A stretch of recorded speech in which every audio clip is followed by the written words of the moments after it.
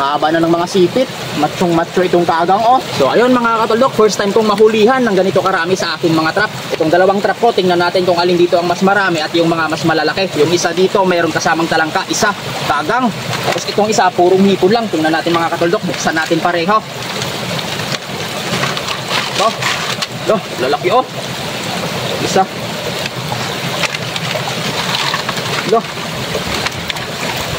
Lalaki.